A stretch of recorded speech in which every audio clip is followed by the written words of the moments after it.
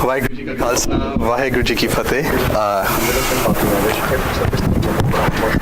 The topic for today is Surat, Mat, Man, Budh, the mind, the intellect, and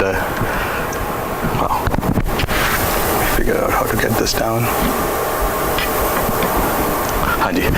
I'll start with a disclaimer. I have very limited knowledge and very limited capability, and this is an extremely complex topic, so at least for me. And so I apologize if there is information which most of you or any one of you considers inaccurate, or if I have misunderstanding in my interpretation of Gurbani, and please correct me wherever you feel I've gotten it wrong.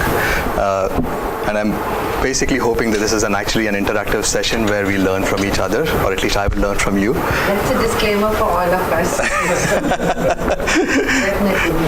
I think it's just the nature of me sitting here that I have to put it in officially. The reason we took this topic was, I think in one of our previous sessions, we started talking a little bit about Japji Saheb and Saram Khand, and especially Tithai Ghariye Surat, Mat, Man, Budh. And the topic that came up is like, what is really Surat? What is Mat? What is Man? What is Budh? How are they connected to each other? And please let me know if I'm not loud enough. And so this is an humble attempt to see if we can actually just dive a little bit deeper into what each one of them is and see how they're interconnected with each other and how does it relate to the overall external inside view as well. So I wanted to start initially with kind of a world view of mind itself. So it was interesting that the philosophy of mind and body actually has been delved into by humans for centuries. And it's not completely surprising, but we have theories and philosophies going as far as 350 BC or even beyond that are touching upon this concept. So from the time that humans actually were sensible enough to understand that they have conscience, they have been trying to understand what is conscience, what is mind. And we have conscious. Hanji? Conscious. Did you say conscious? Consciousness, yes. Consciousness. Yes. Consciousness. And we see two main schools of thought in the world. One is called dualism and one is called monism. Most of the traditional thought processes go with dualism, including Gurbani. And what the dualism thought process is that the mind is above or separate from the body to a certain extent, where it is the body by itself or the physical by itself cannot explain everything about the mind. The mind is a construct that exists above and beyond the body. And it goes very naturally from the process of intuition. Because if we think intuitively, most of us will think, the fact that I think this way, I behave this way, is not just the physical processes going on inside my body, my brain. There's more to it than just that. And if you look at the Eastern traditions and the yoga schools of thought, the Sankhya schools of thought or philosophy, they have mentioned and they have actually delved a little bit into it as well. And some of the terminologies that we use in Gurbani actually come from these traditional schools of thought, Eastern schools of thought. Interestingly, even in the Western world, in Greek philosophy of 350 BC and before, Plato has also mentioned about dualism. And Plato was kind of inspired a lot by Socrates and Pythagoras and those guys. And we see that dualism construct has been existing for a long time. In the Western philosophy, or the more contemporary Western philosophy, Descartes has been focusing on the dualism side of philosophy since the 17th century, and he's kind of a major player in this space in the last couple of centuries or so. Gurbani also, as I've mentioned, uses the Eastern schools of philosophy as reference points, and some of the terms come from there. And we've already these things like Surat, Mat, Chit, Aham, these concepts coming from Eastern philosophy. The other school of thought, which is kind of gaining more and more prevalence of late, especially with the focus on science, has been monism or physicalism, specifically within monism. So what monism essentially says, they're not two separate things, it's one. And the key part of monism is physicalism, which is whatever is physical in front of you, it is your mind, and everything that cannot be explained today will be explained in the future as advancements happen in science. So the physicalists do not believe that the mind is a separate thing from the body. And so that is a bigger difference. And if you look at the 20th century Western philosophy, a lot of focus has gone actually into physicalism. There are certain smaller versions of monism which actually think the other extreme. There's only one thing, which is the mind. There is no body. So that is a relatively rare concept. The word monism is also used as a spiritual philosophy that everything is Vaheguru and nothing is besides God. Yes. Kind of a different meaning. But that's a different meaning, and that is actually the smaller version itself. But the major part of monism actually, if it in terms of the efforts that have been put on, is in physicalism, which is everything is just physical, and science generally works with physical only because they need to actually measure everything, and so physical is the only way they actually operate, right? And the answer to everything is a neuron activity. Exactly. And if we can't explain it today, we'll explain it in a few years from now. That is the intent and the thought process there. 2-6 scholars in-depth study of philosophy of mind. One is Vinder Kaur, doctor, where she is sort of concept of self in Guru Nanak Devji's Bani, and other is Jasdeep Singh Sikka, who got his PhD on the philosophy of mind. I wonder if you would like to say something on this. Uncle, I think you have much more knowledge in that than I have, unfortunately, and would love to hear from you actually. What do you? What are the key concepts that you have? For example, Dr. Vinder Kaur, she goes into the question of what exactly are the elements of self, what exactly is self constituted by a number of sort of concepts which are in Gurbani and so on and so forth. I'm sorry, I don't have that much energy to speak. No problem. Thank you so much. I haven't delved into the works of Bhupinder Kaur ji and Jasdeep Singh ji, which I should take as notes to put more in that direction. This is actually in the absence of that knowledge, this is a humble attempt based on my limited understanding of Gurbani. It is essentially a relatively light model that I wanted to kind of present of how I perceive some of these terminologies when I read Gurbani. And I'll go deeper into each of these blocks. But essentially, we essentially see a lot of information coming in from what we call Jnanendriya, which is also sensual organs or senses.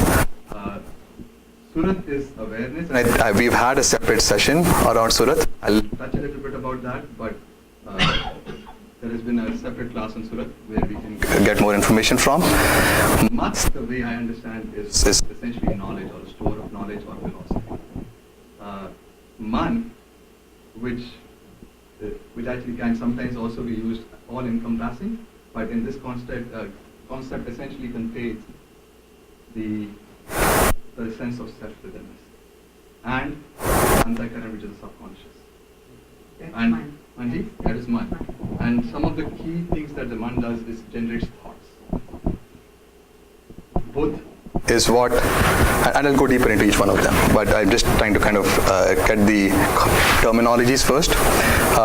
Budh is what is the intellect, is the decision-making capability of the overall mind. And Jnanendriya and I'll go into that. are an offshoot of mind. No, so I'll go, just give me 1 second. Just trying to understand your Hanji. And Karamindriya are the action organs. So once your mind or once the Budh has made a decision on what we should be doing, it is the action organs or the Karamindriya that actually take action on your behalf. Let me go deeper into each one of them, and please feel free to ask questions. So can you connect Jnanendriya and mind? Or did you Hanji, we'll go into that. So what are Gyan Indriya? So Gyan Indriya basically the sensory organs. And Vani which Panch Gyan Indriya bar mention होती हैं. So the 5 organs are eyes, ears, tongue, skin and nose. The senses are sight, listening, taste, touch and smell. We know that majority of the information that we gain from the outside world goes into our mind comes through one of these 5 senses. And majority of the information comes through the eyes or sight. And based on some scientific analysis done, the number that they're suspecting is about 82%. So 82% of the information that we gain from the outside world comes in through our eyes. For people who have all 5 senses active. And the second biggest one is, of course, listening. Information that we get from hearing information from outside. And then the other 3 play a much smaller part in getting information from the outside world into our. So this is just getting information from the outside world and sending it to our mind or our brain. Any questions on that? Gyan Indriya are the conduit Hanji. to feed the mind. Hanji. They are the conduit to feed the mind. They are the physical organs of the body that are sending information into the mind. And is the Bani which reference kai bari aaya hai? Bhakt Kabir ji says, Dehi gama jiyo dhar mehto base panch kirsana. Nenu naktu shravnu raspat indri kahana mana. So the eyes, the nose, ears, tongue, all my sensory organs, they do not obey my order. So when we, most human beings, when we do not have a guru, when we are just starting on this path, or before we even start on this path, their organs are not really in control of the mind. So all the information that we are getting, I mean, they just do whatever they want to do. Our mind is very, very chanchal. Sponge. It's a sponge. It's just grabbing information. There's no control over the sensory organs. Hanji. Recently I had been taking some classes in anatomy physiology, so it's I'm altogether talking from the medical perspective. Hanji. They think that not only think they do it all the time, the doctors, is that our nervous system has 2 kind of like systems. The one is they call the sensory, Hanji. which takes all the information to the spinal cord and the brain. Hanji. And the other one is coming out, which called the motor. Motor is something to do with movement.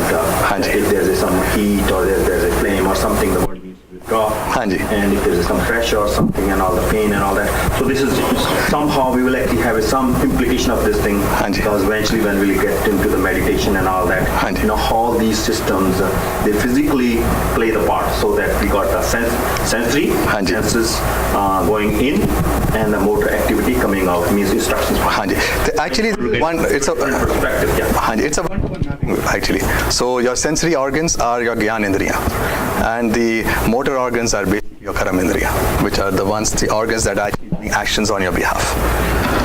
So if you look at the body, the physical body, they are actually mapping what the medical science is also doing as of today. And this is a concept that actually is centuries old. It's not a relatively new concept. Kabir ji ne bhi actually specifically taken the names right. Nenu, the eyes, Naktu, the nose, Sravnu, ears, Raspat, tongue. So he has taken specific names of the Indriya in the Shabad. Baba ab na baso hai gaon. And then he goes later on talking about why I don't want to stay in this kind of a village where my organs are not listening to me. The goal is essentially to control Gyan Indriya. The Shabad Sikha Tithai Ghariye Surat mat man Budh. What does Gharna really mean? What is the goal? The goal essentially is to have that control over Gyan Indriya. And ithe Kabir ji da ek aur shabad hai Papa apar par nahi pawa param jyotsyon parchon lawa pancho indri nigre kari. Now whoever has controlled his 5 senses, papan do nirvai, he rises above the concept of sin and virtue. The sin and virtue actually operate at a very elementary level from a Gurbani perspective. If we talk about Japji Saheb itself, they operate at the Saram Khand level. And then and we need to basically rise far beyond it. So is there a sin concept in mind? Yes. What is sin? I mean, there is a concept of karma. Yeah, but sin. So bad karma is sin. The word From that pap perspective. comes very often, but not in the same sense as the Christian I sense. was just. Yeah, not from the Christian sense, right? Yeah. The theory that Bani has, and again, my humble How about understanding, karam? it is about karam. But it And does bad not karam is thing as sin. bad karam. So when we again these are pap the concept bani which kai vari aanda na, including bhariye mat papa ke sang. So the concept of pap is there. Pap is essentially the karams that negative karam. Yes. But you And don't then- have, and they get Uncomfortable with translated. sin. है ना? you don't have an individual entity like Satan that's driving Yeah. Sin, yeah. our creation. Yeah. It's our own mind. Yeah, I was just a It's our- little uncomfortable with sin, quote unquote, right? It's a loose translation of Yeah. pap. I'm just wondering, yeah, Right. just kind of wanted to put it out. Thank you. Well, you translate pap as sin, and pap does come all over in Gurbani. So it's pap any is bad sin. thing that we do that is not in tune with Vaheguru, that's out of tune completely. At the other end is pap, right? I We think have the take, do. if I may actually add in, we shouldn't take the sin Too lightly, Hanji. because it is a big, you know, and in my humble understanding of Gurbani, you mentioned something like controlling the Gyanendriya. Mention the relationship between these four terms which you have said. Hanji. No one. So I take it that your search is really based on the Gurbani, Hanji. various different shamans Hanji.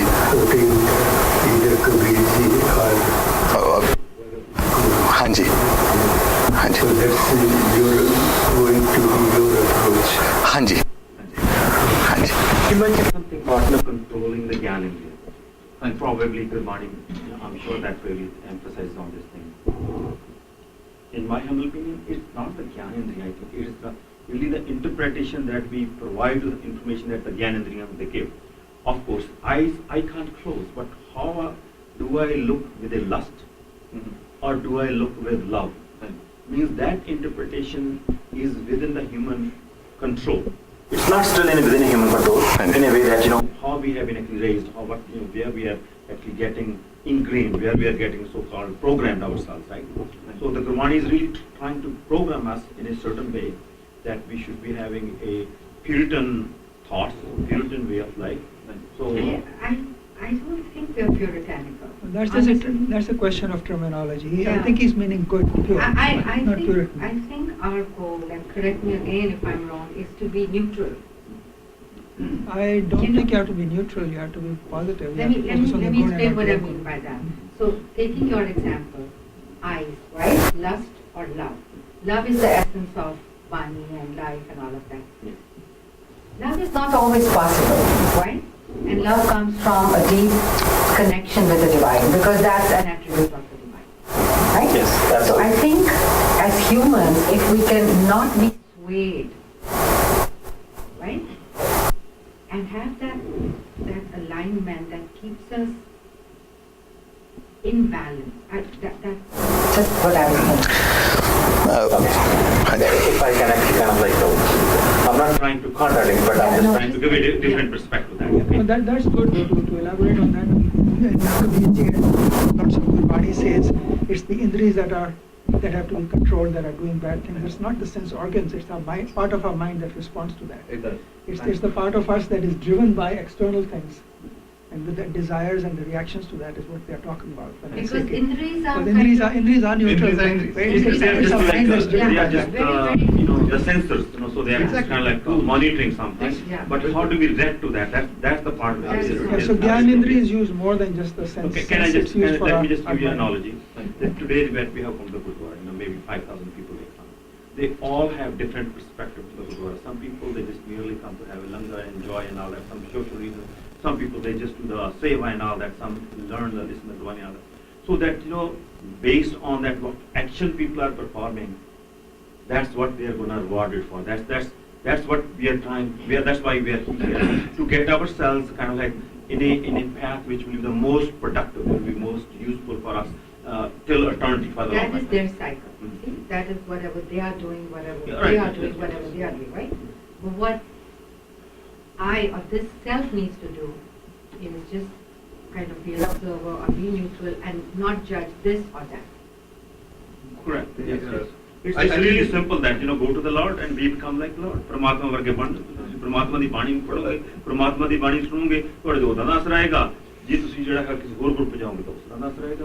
ਮਤਲਬ that's Gurbani actually teacher ਤੇ 99% ਜਿਹੜੀ ਸਾਡਾ influence ਹੈ ਨਾ ਉਹ ਸਾਡੀ company ਦਾ ਹੈਗਾ ਔਰ ਸਭ ਤੋਂ ਬੈਸਟ ਜਿਹੜੀ ਗੁਰਬਾਣੀ ਕੰਪਨੀ ਹੈਗੀ Gurbani.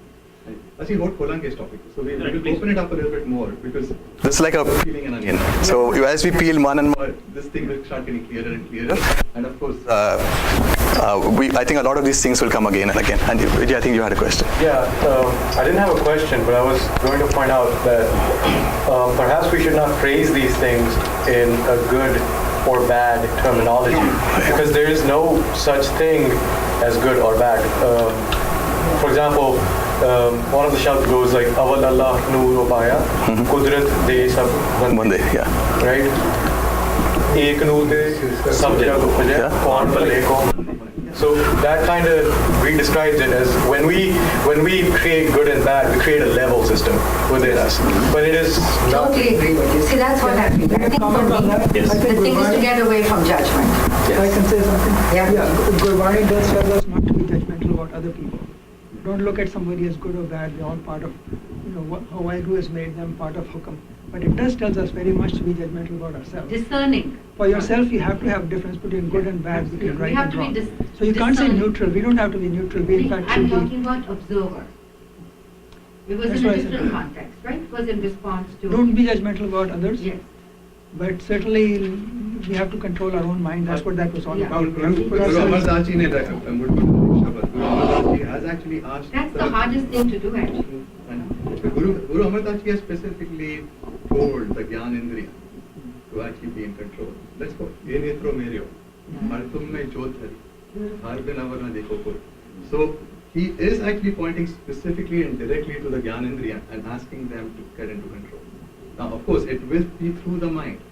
That's kind of a her metaphor. चीज उससे थ्रू ही होती है and I think he those are talks about metaphors. ऐश रमणो मेरे साचे सुनने नो पड़े focus on listening To make the choice. Choice. So the Gyan right choices Indriya- yes Gyan Indriya has the power to make a choice, is what you're saying, right? it goes to the But mind one everything is connected it's interconnected and we'll go again as we peel the onion it'll get clearer and clearer Hopefully. So we cannot ignore the fact that Gyan Indriya Guru Sahib ने संबोधित करके नहीं किया. he has talked directly to the Gyan Indriya I think And we do that part every single Many day.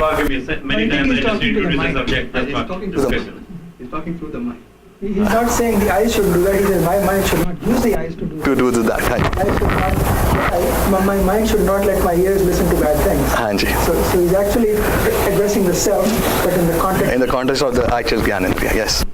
what a Karam Indriya again five organs that have traditionally been used as the motor organs from a traditional perspective may not exactly map to the science of today, but feet, hands, mouth, excretory organs, and reproduction organs, right? These are the 5 major organs that are considered motor organs of Karam Indriya.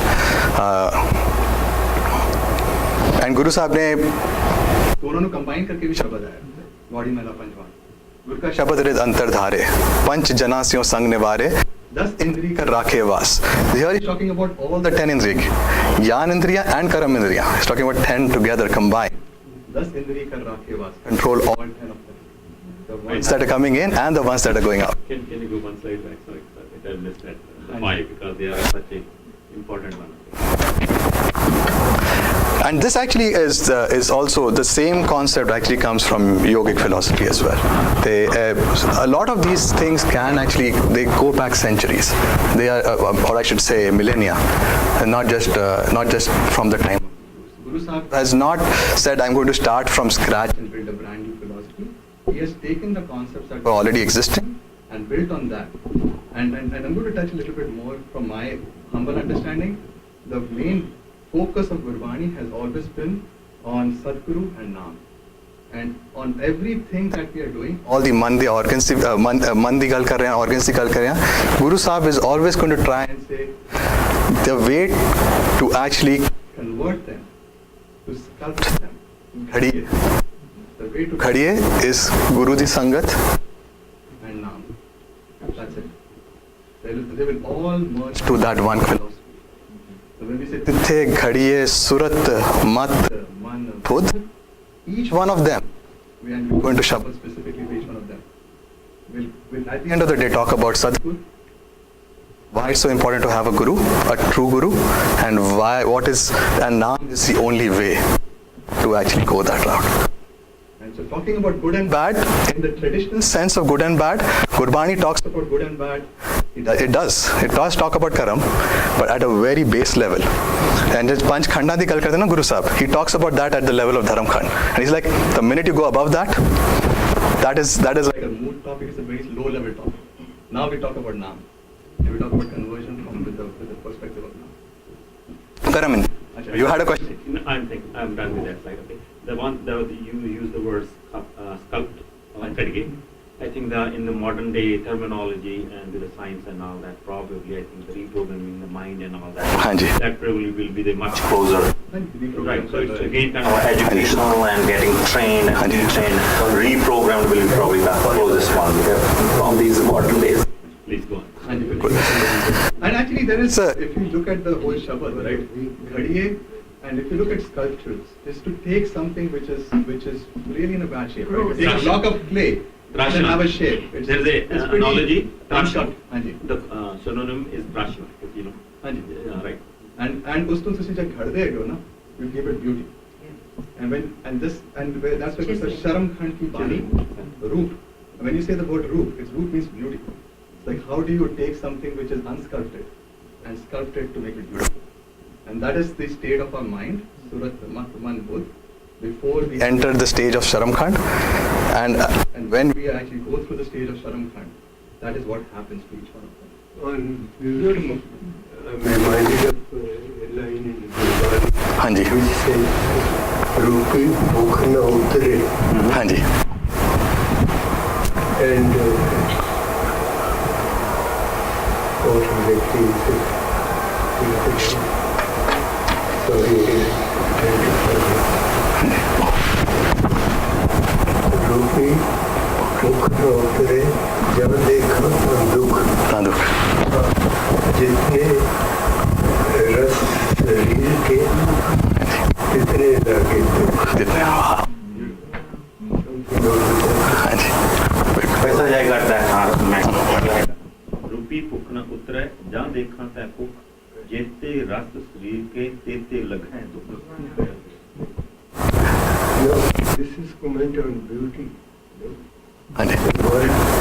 Once you get into beauty thing, Hanji. then your desire for more beauty comes. Hanji. वो दुनियावी beauty ना, Hanji. When you look at the worldly Worldly beauty, this you're absolutely right. it just keeps increasing the senses and vikar to the point where actually all it is doing is increasing the dukh. And when we're looking at the mind, the beauty, I'm converting the mind from a state which is really like a blank Clay doesn't have any beauty to it. And make the mind very beautiful. beautiful. Slightly different context, Uncle, but I think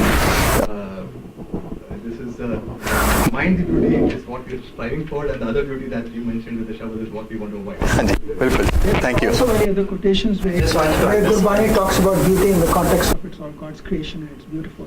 Hanji, Makes you get closer to why don't you see something beautiful. beautiful. So there is that other. That is the other perspective. I just wanted to understand relatively new. I see Saram Khand has a very different meaning in different translations. Yes. I've seen Vasa, and so in one case he's interpreting as lajja, another lajja and shamefulness. दूसरी जगह Uddhav. Sharam. Lajja? Lajja. The Sharam, the actually, not His the opening Saram. sentence is Sharam aa rahi hai mainu. So that is the interest. Sharam naam lajja ke hai, his opening sentence. Hanji. दूसरी जगह Uddhav. Sharam being Udham. Hanji. I have taken Buddhism perspective, and again, as I said in the beginning, it's a humble interpretation. I may be wrong, but जिस मैंने समझ आई है it is. I've taken the Uddham interpretation of Sharam. The whole thing of Khand is complex and has been looked at very differently by different writers. पैसा जैसा ਜਿਹੜਾ ਹੈਗਾ ਸੀ ਨਾ ਰੂਪੀ ਭੁੱਖ ਨਾ ਉਤਰੇ ਜਾਂ ਦੇਖਾਂ ਤਾਂ ਭੁੱਖ actually I think it's about the physical hunger of any kind. It's Hanji. not only about the beauty or something. Hanji. Then the paisa that has mentioned about rupee भुੱख ना उतरे ਜਾਂ ਦੇਖਾਂ ਤਾਂ Oh, ਭੁੱਖ. yeah. Actually, it's really talking about any physical appetites. वो है ना एक economics का एक बड़ा famous I think there's a law that it's Easier to suppress the first desire than to fulfill all the 9 that follow.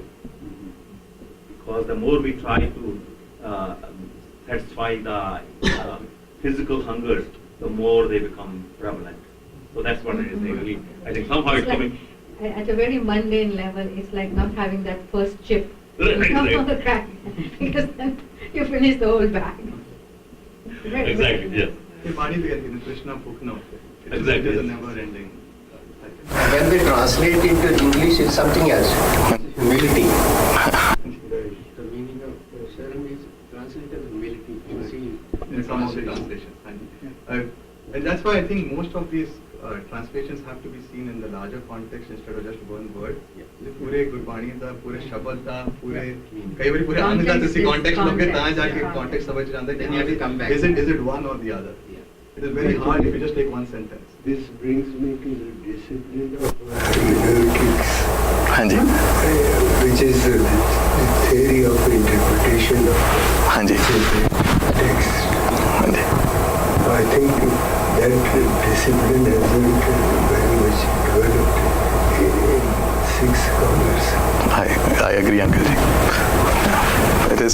Theory of interpretation. हाँ जी. Yeah, But you make a very good point because that is hermeneutics. if you take individual pieces, they represent answers to different contexts or different stages.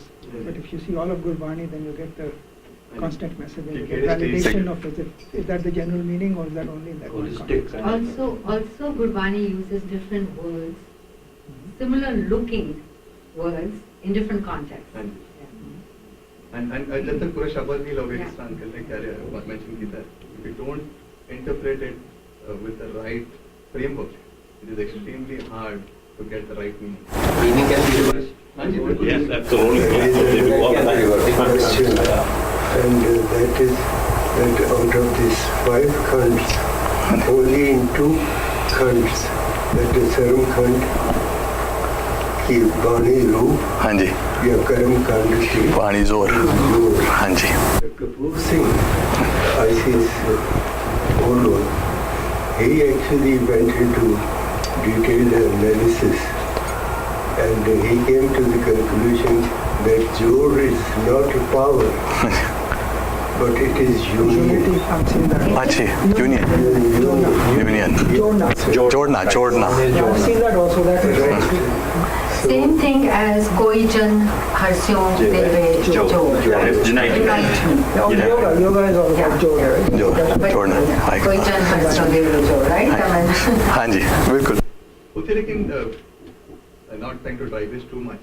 हाँ जी, करम खंड की वाणी सोचते थे वो न करते थे जोध महावंसूर.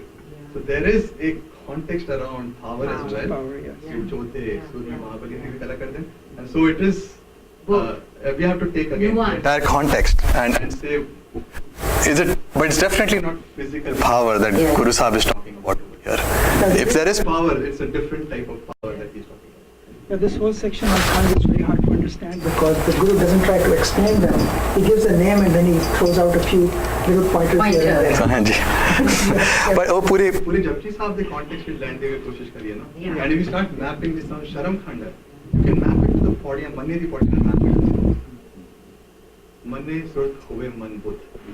The same जो अपन लोग पढ़ रहे हैं, वो Manne the body and and so there is a mapping, and again you have to connect the whole thing.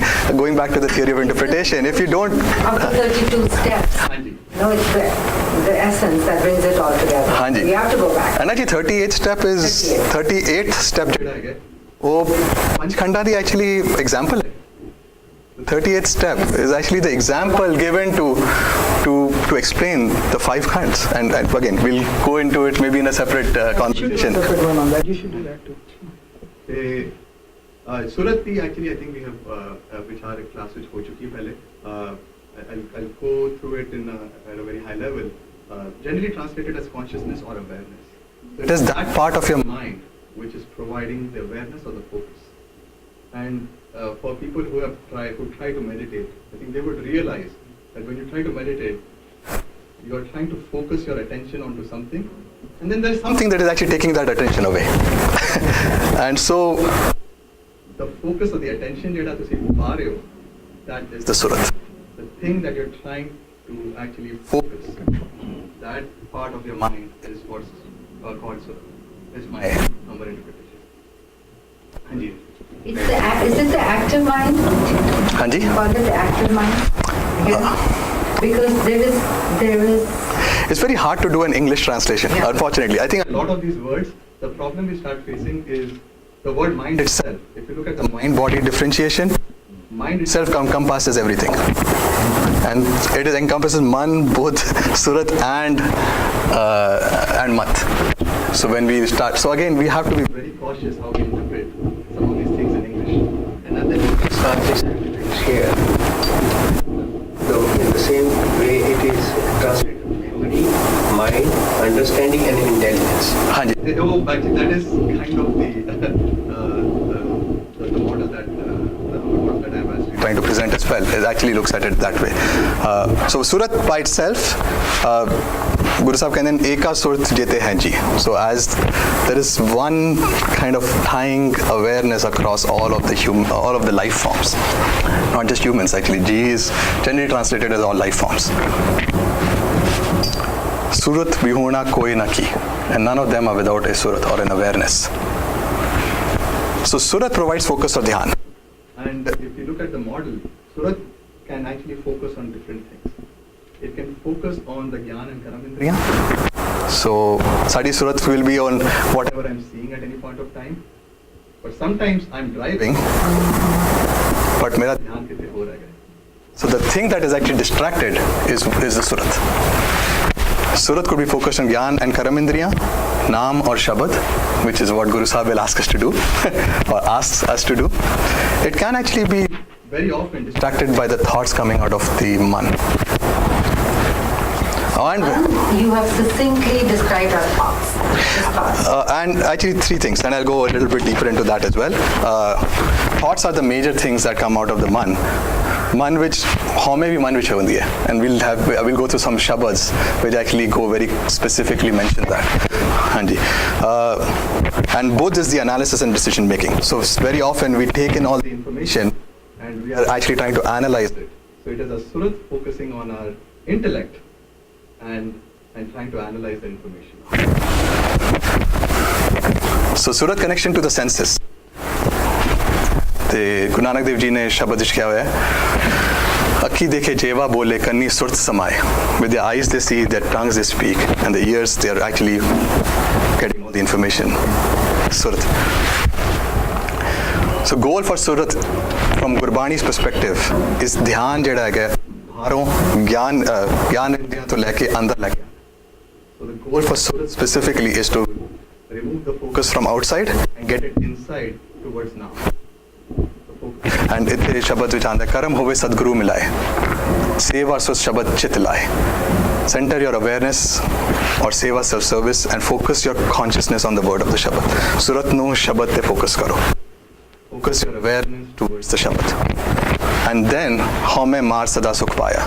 When you do that, you kill the home and you've got the eternal sukh, the opposite of the dukh that Uncle Ji was mentioning. Reminded of another beautiful quote from Gurbani, and that is Rasiya hoye musk ka Hanji. phool bajane. Rasiya hoye musk ka. Kadana, please. You know, to know the reality, you must first have the knowledge of. Yeah, right. I'm sorry.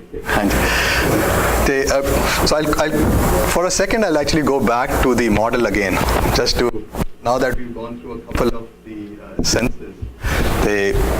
Hun Gyan Indriya, so we are basically getting the information inside, right? That's their job.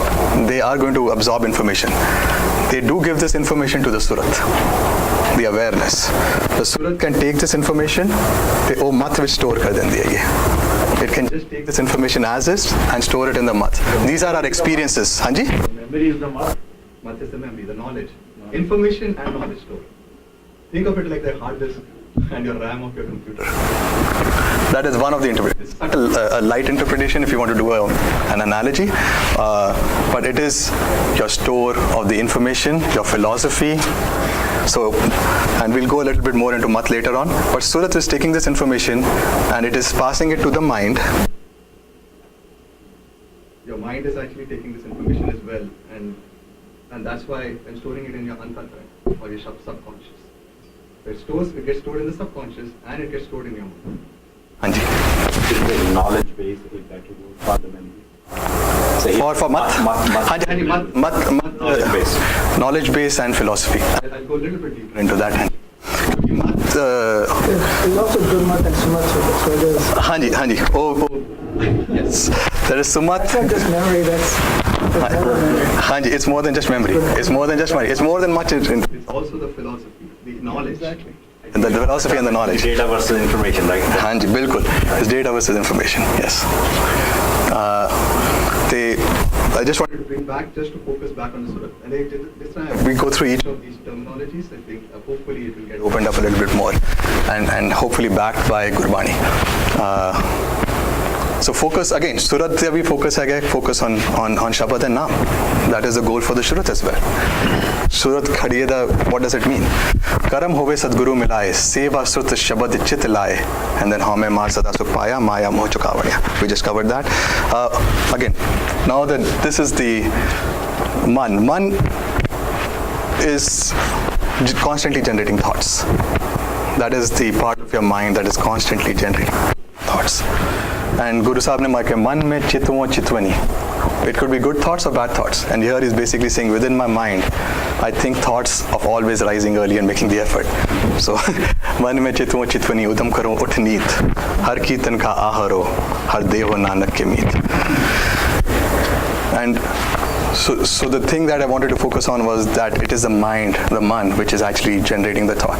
There's also a concept of chit, which I have not covered here because it was not part of my topic. And if you look at the Hindu philosophy, Chit sometimes is also referred to as the one generating thoughts.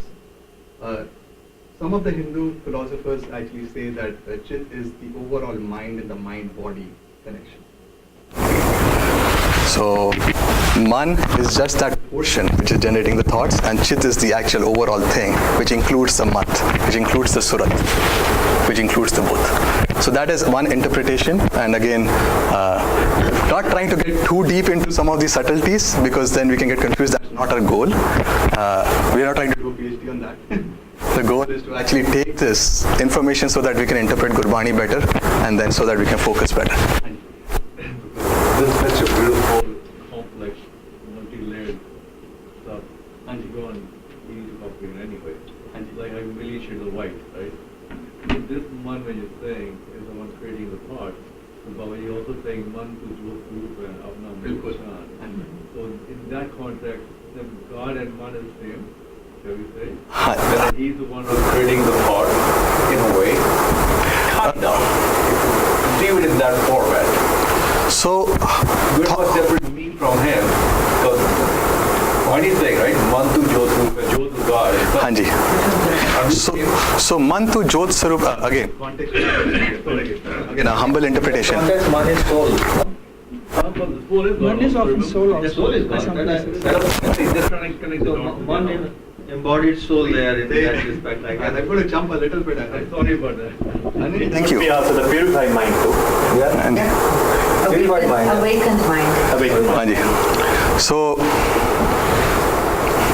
we start with a chanchal man, which home Vichaar bhari hui hai, and you have an antakaran which is storing all your subconscious thoughts. Subconscious, which is your subconscious. The thoughts are generally emanating out of your subconscious. So your behavior, Your Purane Karam, and over many, not just this lifetime, but according to Gurbani, over many lifetimes. So subconscious is the repository of everything you've experienced. all your experiences and your behaviors. The hard disk is pretty big there. Is What the hard disk nahi hai, mat is the hard disk. And actually subconscious can in some context Be taken not just in as Man, but can transcend man and mat. इसलिए उन्होंने गुरु साहब actually जब भी कहते हैं भरिए मत पापा के संग, he's not saying भरिए मन पापा के संग, he's actually saying भरिए मत पापा के संग, ओ धो पे नावे के रंग. दूल्ही नाव ना लिया, it goes back to the concept of naam. And so subconscious can sometimes, like the experiences that we have gained, can actually are stored in subconscious. You can say that it is transcending both the man and the mat. So the experiences are and the behaviors are being stored in the man, and the actual information is being stored in the mat. If you go from that perspective, that orthogonal concept. Sorry. I'm not trying to get too. What is stored in the last sentence? हाँ जी, Storage is the mat. मत, हाँ जी, storage is the मत. The information and the philosophy ਜਿਹੜੀ ਤੁਹਾਡੀ store ਹੋ ਰਹੀ ਹੈ, ਤੁਹਾਡੇ experiences ਜਿਹੜੇ store ਹੋ ਰਹੇ ਨੇ, ਤੁਹਾਡੀ analysis ਜਿਹੜੀ store ਹੋ ਰਹੀ ਹੈ, that gets stored in the mat. The mat is Subconscious has. and subconscious has parts in both. From if we actually look at different shabas different. And It can get too convoluted, so I'm trying to avoid going deeper into that. And again, my interpretation could be completely wrong as well. Part of the thing, these words are used very loosely in Gurbani. They have a different meaning in different. हाँ जी, कई बारी context different हो जाता है. Mat is this and this is this. Yeah. हाँ जी, it can get this way. No, you're right. Subconscious is a deeper layer of the हाँ जी, mind, right? हाँ जी. It's like it's a deeper. Part of the mind you are not aware of. Yes, that's as simple as it gets. So I think the question. It's also that entity which is always on. You know, Even when you're sleeping. Even when you're sleeping, you know, the subconscious. I think it seems to me that the subconscious is still awake, to use a loose term, and that's why a lot of sages say that even if you hear the Vani while you're sleeping, it has its potency or power to change the direction of the subconscious. absolutely. Right? So, in other words, subconscious is a much deep, it's part of that consciousness, but a deeper layer. It's like the step is हाँ जी. inward, right? हाँ जी. As opposed to things going, you know, outward or towards the material, the temporal world. This is going within you. हाँ जी, so well, Is that correct? Could I just talk specifically about subconscious? Okay. But can I just let me just quote a little number that we can compare just like an analogy to kind of like elaborate the idea that I have is that what the consciousness is like tip of the iceberg. We see like 3% out. So subconscious, that's like 97%, and which is not directly accessible, but through the like deep meditation and all that, it's easy to tap into that, and that's what Gurbani is really going to clean that, you know, moving the all kind of like. Where do you get this data of 97 versus 3? I read it something medical? I read it something, not Oh. medical. I read it from somebody's observation, and the thing is that subconscious, it probably carries all the, because the medical science thinks about the evolution and all that, because you know, if it's true, you know, then it carries all the past experience, not only the previous life, but you know, 100,000, whatever, you know, millions of lives that we have gone through, the millions of years. Una sara na iri reservoir hai which is accessible, which will keep, you know, taking us to a certain direction. Absolutely, and part of it, if we look at ourselves, right? When I don't know if I can speak from my own experience. If you are stressed about work, spending 14-15 hours a day doing on a specific project, let's say, for many weeks in a row, and let's say some fine day you wake up in the middle of the night, like, what was I thinking? That solution comes. No, not the solution. Yeah. You were actually thinking about what? Why? Why is your subconscious thinking about? So your subconscious tends to think more about what you spend a lot of your time on, and especially the more recent, the more it has an impact. And so Dreams emanate from the subconscious. So dreams and thoughts emanate from the man or the subconscious. There are in literature 7 different types of consciousness. हाँ जी. And I don't know when we consider this real, Sorry, I can't hear you. which level of consciousness. Yeah, so many levels. Hanji. Yes. He's saying Layers, layers. types of consciousness. 7 types, Hanji. There's Conscious and subconscious is what we. Hanji, And then dream may be one of them, huh? Three. Actually, if you look at science, it's slightly different. Now, there are some scientists or recent physicists like Michio Kaku who talk about 3 levels of consciousness. Literature is kind of divided across. and different perspectives are very different. So I tried to do some research and But I couldn't find a consistent. thought process here. And so generally, I've just kind of simplified it to the level of, and as you're right, the consciousness of unconscious, subconscious, and there are multiple levels there. I've just kept it very light and in a very high level at this point. because it is One subconscious and conscious for now, for the concept of this topic. These two? Hanji? Gurbani only talks about this too. Gurbani doesn't, I am not aware of shabads where Gurbani has divided the consciousness further down down into multiple levels, 7 levels. It does talk about unconscious. It does talk about unconscious. Achit, Hanji. right? Hanji. Unconscious. ते मुझ शब्द ये भी आंदा जन्म जन्म की इस मन को मल लागी काला हुआ स्याह. So the behaviors and habits are created based on our actions and based on where our surat is focused most of the time. So this is talking about the example I was giving around. If you are focused on a certain thing for a lot of time, then that will start Playing out in the subconscious as well. Whether you're sleeping, I mean you're theoretically, Hanji. In order to support your view, there were multiple studies done Hanji. about people who were around during the time of black and white TVs, right? Hanji. So they noticed that we, like in the modern age, we dream usually in color. But the people who used to watch black and white TVs, they used to see every dream in black and white. And further down the lane, now that we have video games, they also play a role in Hanji. subconscious. Hanji. because Lucid dreaming, where you have control, retain control in your dreams, not motor control, but intellectual. Yeah, so that usually plays out when you play a lot of these video games. Hanji. So that does support that, you know, you can control your subconscious depending on what you spend your conscious time upon. That's the power of Gurbani. Because when you study Gurbani, you listen to Kirtan, that is affecting your subconscious. So you're looking at things from the Guru's point of view. That's the big power. It's That a is doing productive. exactly that. It is productive consciousness. Making it productive. It goes into conscious and into the subconscious. Faisal. Like in a big way.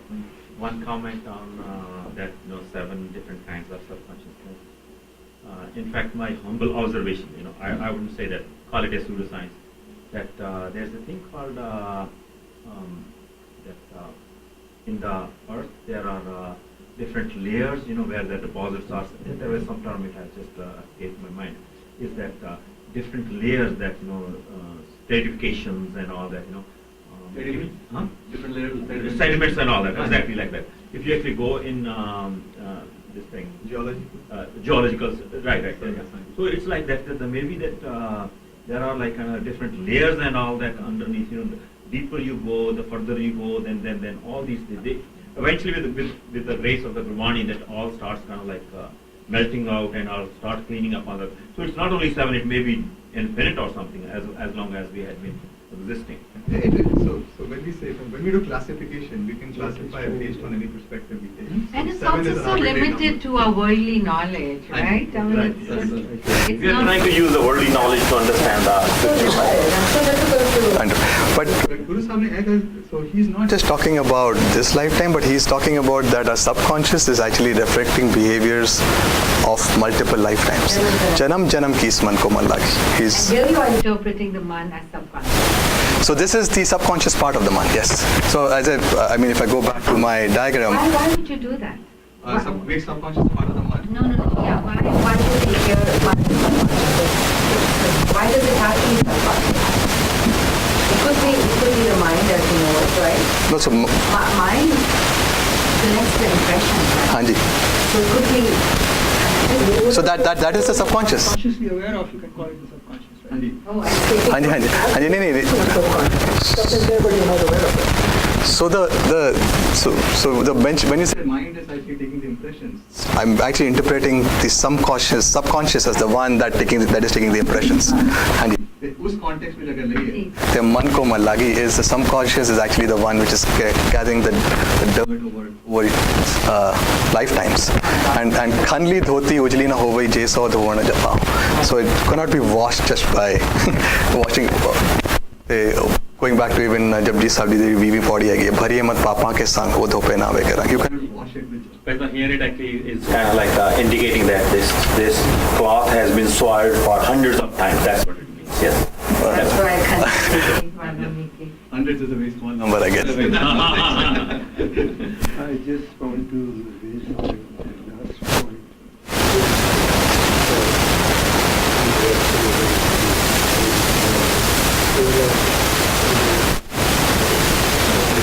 To 5 khands, they're all interconnected. Haan ji. There are 4 different types of interconnected. One is horizontal, other is vertical, third is the cosmographical, and fourth one is the simultaneous tridimensional process. Each one of them really agrees that these 5 khands really portray the massive spiritualization, certainly. But then when it comes to the interpretation, there are 4 different types. This is summarized by Professor Nirpal Singh in one of his books. That is where I got it. So, You know, is but there sometimes I feel that these intellectual exercises just unnecessarily clutter our mind. I think the simple explanation of these being progressive stages of our spiritual evolution kind of sums it up. I mean, it's good to get PhDs on all of these subjects. I mean, I'm just saying it from a layman's perspective. I just want to know that, yes, with Naam and Sangat and conscious living, the progression happens. You will see one of them, for example, the last one simultaneously tried to mention. Is by Professor Avtar Singh, who is really known as the real... Where does one get these books? Yeah. This one? They are- He has a big library at home. I know, I get them. Let me explain Well, that. there are a lot of books you can find on something called the Punjab, blanking out of the name, Sikh book library. Sikh book Online? Sikh book Online, club. Vichaar? Yeah, I had sent one from that, and it actually tells you the name of the website. And then I had sent this one about by Bhairav Singh, Naam Simran. It was from that library. I'm just saying that these are just intellectual gymnastics. Right, exactly. And this, I feel that a lot of the time, but some of them there's a lot of space for them also. There are of course innovation in some of these. So I, A lot of it is intellectual.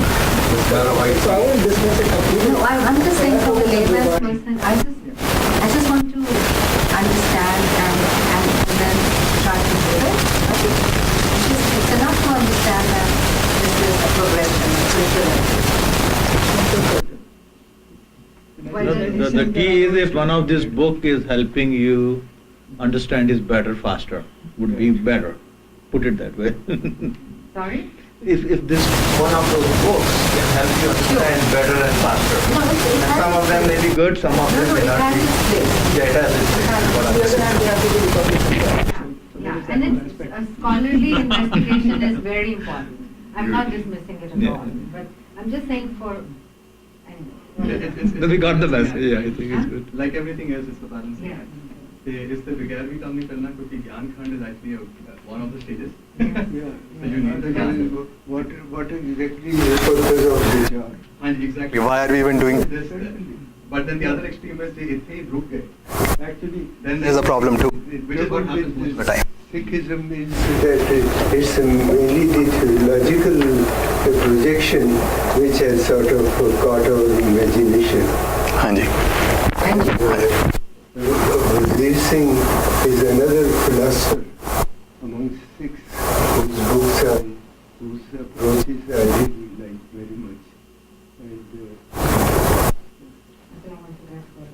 हाँ जी His book is, which I am very fond of, is that the Sikh religion, the problems of philosophy and faith. Guruji, I think we need to have a separate conversation with you of your top 10 books. Unfortunately, I don't have time to do any more than 10. It has been my hobby. I was president of the Institute of Sikh Studies, Chandigarh, for 3 years. And that gave me a good chance to collect as much literature Beautiful. on Sikhism as I could do. नहीं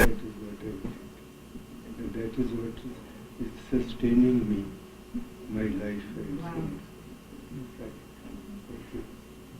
ध्यान Benefit your points, like it's a balancing act. I think we cannot do with the knowledge, but we cannot get stuck at the knowledge level as well. Right? I think we have to go beyond it. But sir, I got a little perspective on हाँ that. जी ਜਿਹੜਾ ਭੈਣ ਜੀ ਕਹਿ ਰਹੇ ਹੈਗੇ ਨਾ, okay, Jasdeep, okay. I don't want to belabor it, sorry. Okay. The thing is that that either the preachers or the professors, they are preachers. They are not the practitioners. If we really truly want something, we have to do it ourselves. It's a kind of applied knowledge, and that's where we'll get more wisdom rather than reading that. Experience. Yeah, experience that. But it's good to have that knowledge. Yes, that will help. Yeah, that will help. But the most is really reservoir from this kind of like a group. Uncle ji I'll just summarize from the Gurbani. Bhagat Kabir ji says, "Man samjhavan karan hai, kachuak padiye gyan." Very good. yeah beautiful So it is just summarizes everything. Correct. Man samjhavan Karan karan. hai, Kachuak. kachuak padiye. Kachua. Little bit. At least some. कि मन समझ जाए. उन्हें ज्ञान करिए जिन्हें मन समझ आए. I don't want to get लेकिन confused. थोड़ा बहुत पढ़ना पैदा फिर भी. ठीक है. It just tells the pointers. Still one has to actually walk on that path. Thank you. It's just getting the map. Yeah, enough to go to the next level. I guess. Man contains Home and Vichaar. This is the other aspect. So is man only subconscious? There's also another aspect to it, which is man contains Home and Vichaar. Bani which kei bari anda mere man taj ninda home. मैं अहंकार so he's Guru Sahib is actually saying specifically Specifically, man, you have to get rid of the ninda, home, ahankar, all of these vikars. Arjyo sada dhyayat. गुरुमुख एक अहंकार And as usual, there is only and only one path. It's now. And that is what Gurbani is constantly going to keep reinforcing. Man ke vikar man hai taje, man chuke moha vama. Guru Amar Das The man ke vikar man के अंदर है. Specifically Guru Sahib saying, man ke vikar, man hai taje, get rid from within the mind. Man chuke moha vama. And man gets lost, loses the moha and the mind. Atam Ram Pichhaniya. जय नाम समान specific example he's talking specifically about the fact that home and vikar are actually within the mind itself, within man, that part of the mind. And we need to get rid of it. So goal of man Of course is to replace home with naam. And इस Guru Sahib ने very specifically किया है कि home नावे नाल विरोध है, but हंस में नतीजा. दो ना बस एक था. नाम And home cannot stay in the and both need to reside within the mind. There's one place where they need within the man. and they are both opposites. You're basically replacing one with the other. We're replacing one with the other. So if I go to the model, we're essentially saying this is the man, chanchal man, where we start the starting level in the absence of a guru. Home vikarana bharya hoya hai. Mat man mein heavy. Ante current, the subconscious is basically based on the information that you're interpreting yourself in the absence of a guru, which is of course strong. And we have taken from there to Unman or Thirman, where the home part has been completely replaced by naam. So I think again, so it's just a lightweight model. I mean, it doesn't. Please don't take it literally. But when you say that it is either this or that, Hanji. man, Hanji. home or now, Hanji. I think it could be a progression or There is a progression. So there is a progression. Absolutely, absolutely. So what we're saying is that the goal is, and that is, we will go Into other topics as well. we'll go to topics like Sahajta. I think we start with a state where you're not Sahaj. Then you go to a stage where you're actually fighting between Naam and Home. And this is the path of Saram Khand, right? The path of Saram Khand is where Naam, where you started the process of the Naam, but Home still exists. It's not going to go overnight. It may actually take times. lifetimes. It will also go up and down. And it can go up and down. Sometimes it's more ascendant, sometimes down is more ascendant, right? Exactly. But It's the not eventual constant. goal Goal is to completely replace the Home with Naam. They cannot stay in one place at the same time. then you become one. Then you become one. And that is the state at which Sahaj, and the Sahaj concept we are getting. And the Dubida goes away. The confusion between Naam and self. The confusion that we go through our lifetime as a Sikh, it goes away when it is completely replaced. and that's the state at which It is Sahaj, because then you can get distracted. So, again, different ways to interpret the concept, but this is one way. Right, I love the analogies, and because analogies are much easier for people to comprehend. It's kind of like really maybe it could be given the analogy like this, that either we are using our own glasses, which when we use everything looks red, or we use Guru's glasses, when we have a shed our glasses, and now we are using the Guru's glasses, where the things are much more crisp and clear when we see what exactly the way the reality is. And so it's kind of like that kind of enlightenment. And I also think that it's actually truly the faith. Of course, we had been actually getting the wisdom from all our ancestors, grandparents, parents, and friends, and all that. Somehow, the wisdom from the God itself, from Atma itself, because that's everlasting, that infinite wisdom, because there the soul will go. So it is so pure, it's so great. Once we are convinced on that, then the ego automatically starts going away. Only an understanding. ਜਿਹੜੀ ਗੁਰਬਾਣੀ ਹੈਗੀ ਹੈ ਇਹ ਇੰਨੀ ਜ਼ਿਆਦਾ powerful ਹੈਗੀ ਹੈ, powerful ਵੀ ਨਹੀਂ, ਇੰਨੀ ਜ਼ਿਆਦਾ ਫਰੀडम ਕਰਦੀ ਹੈ ਬੰਦੇ ਦੀ ਰੂਹ ਨੂੰ, ਦੁਨਿਆਵੀ ਤੌਰ ਤੇ ਵੀ, ਸਪਿਰਚੁਅਲ ਤੌਰ ਤੇ, ਫਰਮ ਆਲ ਸਾਈਡਸ। ਜਦੋਂ ਇਹ ਚੀਜ਼ ਸਾਡੇ ਸਿੰਕ ਹੋਣੀ ਸ਼ੁਰੂ ਹੋ ਜਾਂਦੀ ਨਾ, then ego will automatically surrender. This is too self-limiting. ਇਹਦਾ ਤਾਂ ਰਿਜ਼ਲਟ, ਇਹਦਾ ਤਾਂ ਬੈਨੀਫਿਟ ਸਿਰਫ ਆਹੀ ਹੈ, 10 ਸਾਲ 20 ਸਾਲ ਕਿੱਥੇ ਬਿਲੀਅਨਸ ਆਫ ਟ੍ਰਿਲੀਅਨਸ ਵੀ ਉਹਨਾਂ ਨੂੰ ਕਿੰਨੀ ਦੇਰ ਸੋਲ ਨੇ ਰਹਿਣਾ ਹੈਗਾ, ਉਹਦਾ ਸਾਰਾ ਇੰਪੈਕਟ ਵੀ ਹੈ ਨਾ, ਉਹਦਾ ਪੀਸਫੁਲ ਹੋ ਸਕਦਾ, ਗੁੱਡ ਹੋ ਸਕਦਾ, that kind of convincing within the mind. The way I understand that it's a necessary but not sufficient condition, and I'll explain what it means. That the knowledge, ਜਿਹੜੀ ਸਤਿਗੁਰ ਤੋਂ knowledge ਮਿਲਦੀ ਹੈਗੀ ਹੈ, that helps in understanding at the highest level ਕਿ ਹਉਮੈ ਜਿਹੜੀ ਹੈਗੀ ਹੈ ਵਿਕਾਰ ਦੀ ਚੀਜ਼ ਹੈ। It doesn't go away. It goes away only with Naam. So Satguru ਦੀ ਮਤ and Naam, and going back for everything, ਹਰ ਚੀਜ਼ ਨੂੰ ਘੜਨ ਵਿੱਚ ਦੋਨਾਂ ਦੀ ਲੋੜ ਹੁੰਦੀ ਹੈ।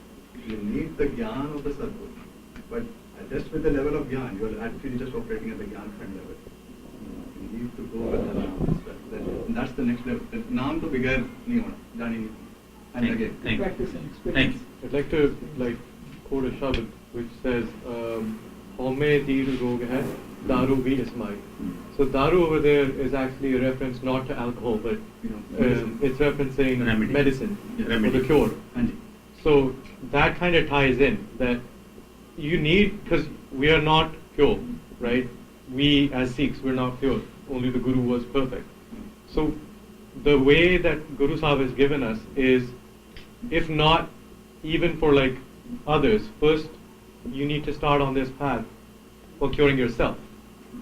Only then will you be able to cure others. Then you'll see the point towards curing others. So when you say like Home and Naam are intertwined, there will always be Home. That I don't think that's stressed enough. Like when Vichaar is done, like Home will stay, but you will repurpose it in the service of the Naam rather. so actually what Guru Sahib is saying is not exactly in that sense. Okay. So there is probably, what he's saying is actually their office. What he's saying is, Home Nave Na Virodha. They're actually arch enemies. They're fighting with each other. True, but So you can have only one or the other. you cannot be pure now, is what I'm saying. You will always have that little bit of ego remaining within you, which is actually the tool that you're using to go towards now. No, so the thing is, once you have now, you don't need the tool to go towards now. You have now. So that is the end state. But you're right. During the path, you will have both. But when you reach the goal, then you have only one. Because And I both used, goes away. thanks for clarifying that, because I used to see it like, kind of like how the yin and the yang work, right? Like it's the good and the bad within man. They're opposites, but they exist. So Gurmat says that beyond a certain point, they don't. It is just one. Yes. Okay. And it is the intent of the life itself, or human life itself, is Gur Seva Ke Bhagat Kamai Tabhe Manas Deva, is to actually just go to that extreme. Right. Analogy time. It's really kind of like, we have like a tub of ice. Ice starts melting. So if the ice is like a ego, and the water is like now, it will dissolve, eventually it will be absolutely dissolved, and nothing but the now will be there. The very easy analogy, but very difficult. Ice will always melt. Many lifetimes. So the goal is to replace Home with, and once you replace basically Guru and then a month here, it becomes Tirma. So this is the state of mind once you've actually gone through these stages and achieved the ultimate. So mandre phir raho mat kat jahi ji. You're not stable, it's steady. Bahar dhund kar bahut dukh paawe. Again, outside through your Gyan Indriya is distracting. Ghar Amrit Khatmai Jiyo. Whatever you need is actually within you. Avgun do matter, right? Avgun chhod guna ko dhao. Guru Sahib ne, like, you need to get rid of the bad habits and the bad qualities. That's the power of Gurbani, it's transformative. It's transformative. It makes you go from one to the other. And it's a process. I mean, it will not. Everybody you see two interpretations. Okay, either this life or that life. Not really. I think there's a long way from between your this life and to that life. For your Gyan says, the Gyan says that Gyan alone is not ever going to be enough to reach there. Exactly. You need the Gyan to tell you that Gyan is not there.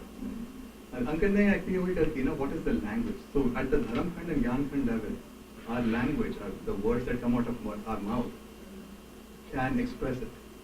Beyond that, and there's a reason why Saram Khand, the language is different, it's not words. In Guru Sahib Parvat and Gattam Paradasa, it's hard to even express it. And so language is different at those levels, at those stages. There's also mention of the higher state of mind, the elevated state of mind is also called Unman. Kabir ji se shabad aata hai, Eman Sakti, Eman Siyo, Eman Panch Tattva Jiyo, Eman Le Jo Unman Rahe. You channel this mind to the higher level, in the enlightened mind. So Utte Unman word we use to level mind. Sometimes I think man da jehda hai na, it's almost a symbolic of Vaheguru. कई बार वाणी जैसा लग रहेगा कि मन, this man means the one that we have, and the man, the man means the Vaheguru itself. So maybe something like Unman, maybe something like that. It's really subject to kind of like interpretation. Actually, वो किसी कहते हैं ना शब्द मन तो जोत स्वरूप है. Actually, if you look at this figure, What is the word Swarup? Does that mean it's a reflection or does it mean it's the same thing? मन तो जोत स्वरूप. कट गया. Swarup is a form. Form. A form of that one, it is the Jyot. It is not the Jyot, it's the form of the Jyot. I don't know exactly what it means. The word Swarup in that context. Maybe the other way you can look, I mean, you can interpret again, there's some other interpretation here, is in the absence of Home, and when there is only Naam in the Man to Jyot, there's a reflection of the divine, there's nothing else. And so this is the goal. So you are capable of getting there, but you need to do something to get there. Pankaj, You're being quiet. You're too quiet. सतगुर की बाणी सत स्वरूप है गुरबाणी बणी है सत स्वरूप स्वरूप is a reflection of that Almighty God सतगुर की बाणी सत स्वरूप है गुरबाणी बणी है so मंतु जोत स्वरूप है अपना मूल पहचान with the embodiment of that divine light and we have to strive to reach there through the help of Guru.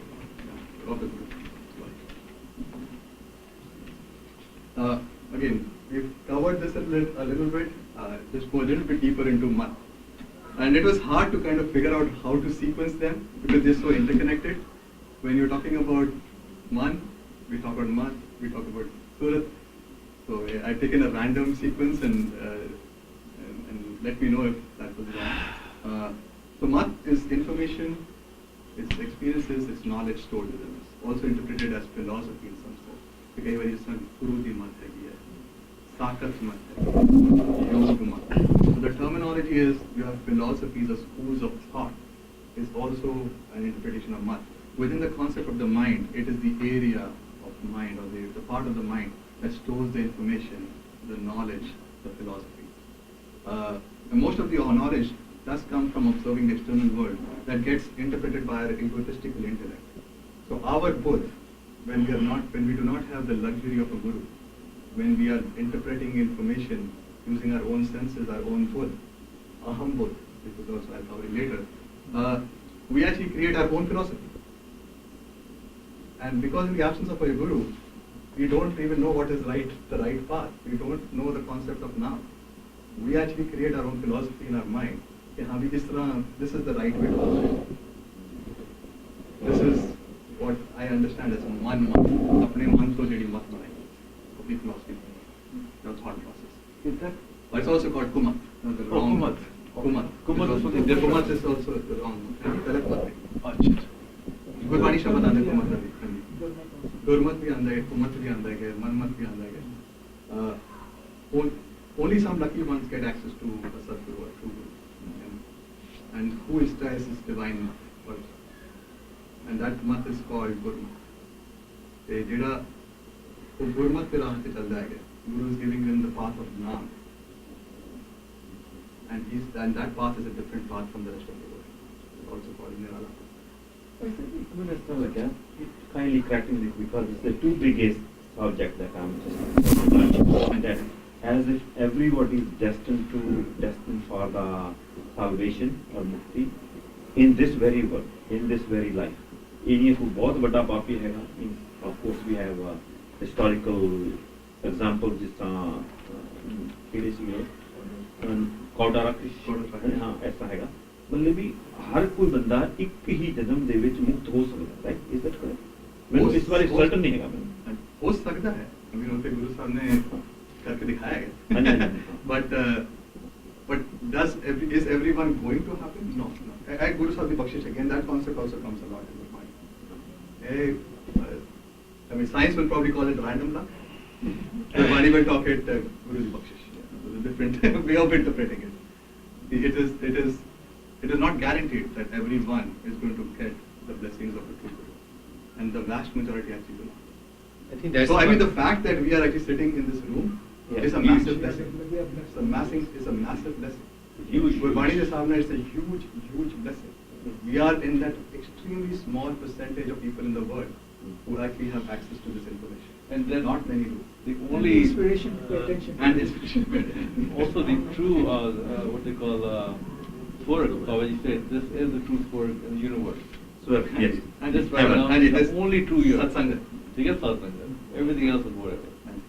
ते मनमत के बारे गुरु साहब आसा महला पहला मन की मत अगर मन so the intellect we create out of our own mind our interpretation अपना दिमाग लड़ा के that is like a drunken elephant according to Guru Sahib it's like he has no control does whatever he wants to do जो कुछ बोलिए सब खत्म खत्म whatever crap comes out of his mouth is all false garbage this is garbage this is what Guru Nanak Devji says and unfortunately and I look at myself also right before getting blessed with Guru Sahib's knowledge the way I interpreted everything was extremely different from the way Guru Sahib has asked us to interpret. Again, there's a long way to go, but at least when you look at Guru Sahib ki Karen and the way you interpret it before you have the luxury of a Sadguru is extremely different. And now you look back and like, okay, that was all nonsense. Doesn't make any sense. The way you look at how you should lead your life. And unfortunately or fortunately, if you look at a lot of people around us, go to your workplace, and the ones who have not been blessed by Sadguru, and you look at how they lead their life and what the goals for their life are, when you look at what the Sadguru is saying, extremely different. They're not even close. And that is why the Guru is super critical, extremely important. ਮੈਨੂੰ ਕੋਲੋਂ ਕੋਈ ਸ਼ਲੋਕ ਯਾਦ ਆ ਗਿਆ ਜਿਹੜਾ ਹੈਗਾ ਜਾਮਲ ਪਾਪੀ ਜਗ ਜਾਣੇ ਨਿਮਕ ਮਾਹੇ ਨਸਤਾਰਾ means by the blink of an eye means we all irrespective ਚਾਹੇ ਕਿਸੇ ਵੀ ਧਰਮ ਚ ਚਾਹੇ ਉਥੋਪੀਆ ਜੰਮੇ ਕਿਸੇ doesn't matter we all are entitled for that salvation in this very life. It's a matter of whether we apply ourselves or not, just circumstantially ਅਸੀਂ ਉੱਥੇ ਪਹੁੰਚਦੇ ਨਹੀਂ ਪਹੁੰਚਦੇ ਇਹਨਾਂ ਨਹੀਂ ਕਿ ਵੀ ਅਸੀਂ ਬਹੁਤ ਜ਼ਿਆਦਾ sinful ਹੈਗੇ ਆ then we stand no chance or it will take 100 another lives or something. This is nothing like that. What do you mean by simple? Huh? What do you mean by simple? Simple? And what do you mean by simple? No, simple okay. Let's say simple may actually be a good thing. No, the thing is that the path exists. Number one, salvation exists, and it exists for all people, not only for you and me. Reading here, Gurmani, no. Any person may get a lesson from somewhere. It's just kind of like a bit change in the mind, right? Software bit change in the certain change, right? उसी तरह भी जेड़ा है गुरु साहब ने करके दिखाएगा, right? जामली तरह है, right? Uncle, I think wanted to add. Oh, bless you. I just want to add on that. Just, we should not really take out of context. Guru Tegh Bahadur says, "Ajamal papi jag jane nimak mahe nistara, Nanak kahat chet chintaman." Bhi utras para. So if out of all those people, yes, they can. Only when Nanak kahat che chintaman. Chit de vich unu vasa. Che chintaman. Bhi utras para. You will also really go through. And it's not an easy path, right? Guru Sahib next year. So that's the whole beauty, that it's a matter of us coming on the true path, and then the things are simple. So then here comes the simplistic answer. It's not simple actually. This is the next level. It's not simple. Man mat tyago harjan eha baat kathani. So that's the clever intellectual mind. This is not an easy path. It's always good, but without that you can't do it. Guru di bakshish na lage. It's not simple. That's the thing. I'm just straight. It's possible. It's not simple. Bhakta ki char nirali. Chala nirali bhakta kevi. Become marad karna. It's a hard path. It's not an easy path. But it's possible. It's possible for everyone. Oh, Guru Sahib ki bakshish hai. It's the grace of the Guru. Good Total surrender. I think the one word, Baji, I think that seems to be bothering is the entitlement. We are not entitled. Correct. By any means. You're absolutely right. The Sikhs are not the only ones entitled. Yeah, it's only that's that. your point. You're absolutely right. Whoever God, Babaji blesses, gets Sadguruji in his life, with their blessing, then everybody is possible. Anything is possible. Absolutely. But Babaji also says only very fortunate and few are the ones who really get the true Guru in their life with this blessing. And if your point was valid, it is not only Sikhs. It can be anyone. Anyway. Guru Sahib ne kabhi bhi itni kya No, even with the Sikhs, some people like myself, honestly, that I have too many sins in my past, too much. Oh my God! Oh, I stand no chance. That kind of really speaking from that perspective, that it's not. It's just a matter of coming on the path, and then the things are simplistic. Simplistic in the sense they state path. Just do it. That's it. Done. Yeah, actually, purane sins te lekhe kate na chhodiye. Inkin bhulan. Guru Sahib ne te baar baar kya ki if we start going into the accounting of our previous sins, Forget it. Forget it. It's not possible. No chance. But if you get lucky with the Sadguru and you follow the path of now, then it doesn't matter. मैं तो सच्ची गल दसा I'm maybe just arguing on the wrong point. पता लग रहा है कि ये जो है ना ये गुरु तो चाहते हैं all the time. It's us. The failing part is within the individual, not that the Guru's wisdom is always accessible to everything, just like the sun, accessible to Whether we come out in the sun or not, that's up to the individual. Many individuals don't get lucky. Like, I mean, let me be honest. How many people, they don't get lucky with the Satguru? And if you don't get lucky with the Satguru, it's extremely difficult. And so, if you are lucky with the Satguru, now it's upon you to actually put the effort, or need to put the effort. वैसे मैंने ਜਿਹੜਾ ਲੱਕ ਵਾਲੀ ਨਾ random ਜਿਹੜਾ ਮੈਨੂੰ ਨਾ ਇਹ word ਬੜਾ ਮੈਨੂੰ ਬੜਾ ਬੌਦਰ ਕਰਦਾ मैं रैंडम यूज करने से गुरु की बख्शिश की ਮੈਨੂੰ ਬੜਾ ਬੌਦਰ ਕਰਦਾ ਕਿ ਇਹ ਸਾਰਾ it's all I think you نو it's all merit based ਜਿਹੜਾ ਬੰਦਾ ਕਰ ਲੂਗਾ ਉਹ ਮਤਲਬ ਨਿਕਲ ਜੂਗਾ ਜਿਹੜਾ ਬੰਦਾ ਕਹਿੰਦਾ ਮੈਂ ਰੈਂਡਮਲੀ ਜਿਹੜੀ ਕਿ ਵਾਹਿਗੁਰੂ ਮੇਰੇ ਤੇ ਬੈਠਾ ਨਾ ਕਿਸੇ ਪਾਸੇ ਠਾ ਕਰਕੇ ਬਲੈਸ ਮਾਰੂਗਾ ਆਮ so special I think that person will be absolutely sinking in my opinion ਮੈਨੂੰ ਇਦਾਂ ਲੱਗ ਰਿਹਾ ਵੀ ਇਹ ਤਾਂ ਮੈਟਰ ਹੈ ਜਿਹੜੇ ਬੰਦੇ ਨੇ ਆਪਦੀ ਪ੍ਰੋਗਰਾਮ ਲਰਨ ਕਰ ਲਈ ਉਹਨੂੰ ਜੌਬ ਮਿਲ ਜੂ ਜਿਹੜਾ ਕਹੂਗੇ ਮੈਨੂੰ ਤਾਂ ਬਾਬਾ ਜੀ ਘਰੇ ਬੈਠੇ ਹੁੰਦੇ ਨੇ ਜਾਨਕੇ I don't think it works that ਮੈਨੂੰ ਇਦਾਂ ਲੱਗਦਾ it's effort based we got to be committed ਜਿੱਦਾਂ ਆਪਾਂ ਕੋਈ ਹੋਰ ਕੰਮ ਕਰਦਾ ਕੋਈ ਬਿਜ਼ਨਸ ਦਾ ਕੁਝ ਵੀ ਕਰਦਾ no doubt I think the two different things we're talking about ਇੱਕ ਤਾਂ ਹੈਗਾ ਕਿ ਜਿਸ ਨੂੰ ਪਤਾ ਵੀ ਚੱਲ ਗਿਆ ਹੁੰਦਾ ਬਟ ਜਿਸ ਨੂੰ ਪਤਾ ਚੱਲ ਗਿਆ ਤੇ ਉਹ ਹੁਣ ਵੀ ਵੇਟ ਕਰ ਰਿਹਾ ਕਿ ਮੈਨੂੰ ਕੋਈ ਸਪੈਸ਼ਲ ਹੁਣ ਹੋਰ ਬਖਸ਼ਿਸ਼ ਹੋਏਗੀ then he is wasting his life but ਜਿਸ ਨੂੰ ਪਤਾ ਹੀ ਨਹੀਂ ਹੈਗਾ ਉਸ ਨੂੰ ਨਹੀਂ ਪਤਾ ਹੈਗਾ then that is where Guru's grace comes ਪਤਾ ਚੱਲਣਾ ਹੀ ਸਭ ਤੋਂ ਵੱਡੀ ਬਲੈਸਿੰਗ exactly ਤੇ we have back at hand it's the hard part Budh so what is Budh Budh is generally interpreted as intellect it's the capability of the mind to actually make decisions Maybe it's more like wisdom wisdom is it's all it's very hard to as we call it it's hard to translate it into English or even in in Punjabi It's hard to separate the two, yeah. Pawn Pani Agni ka mel Chanchal So I Chapal think Budh of Khate intellect just as, just superficial intelligence. And There's no depth to it as far as good or bad or right or wrong. That's what I was saying. Hanji. Hanji. So basically the way I mean as software programmers will look at it is you have a processor that is basically taking the rules and making decisions. ਤੁਹਾਡੇ ਜਿਹੜੇ rules ਹੈਗੇ ਤੁਹਾਡਾ ਜਿਹੜਾ ਗਿਆਨ ਹੈਗਾ intellect ਹੈ ਤੁਹਾਡੀ ਜਿਹੜੀ knowledge ਹੈਗੀ ਗੁਰਮਤਿ ਹੈਗੀ ਹੈ ਤੁਹਾਡੇ ਜਿਹੜੇ the information that you're getting is coming from Gyan Indriya, it's coming from your mind, the thoughts that are getting created. And then the Buddha is making the decision. Buddha usually used in a more positive way rather than any kind of Anji? Buddha usually refers to something more positive, something more wise. Actually, Bani with Shabad, very often with Buddha that comes with Aham Buddha, which is negative. Aham Buddha is a different thing, yeah. Anji, so Aham Buddha is basically the Anji. दूजा विवेक बोध और गुरु बोध गुरु नानक देव जी गुरु बोध use करते हैं word कई बारी ते बाकी विवेक बोध is the more common word that comes in Gurbani ते विवेक बोध जेडी हैगी is the higher elevated both so even the both has to get sculpted or has to get reprogrammed get your words so it starts with aham in the influence of home even the decisions that your brain is making are being made with the concept of an I.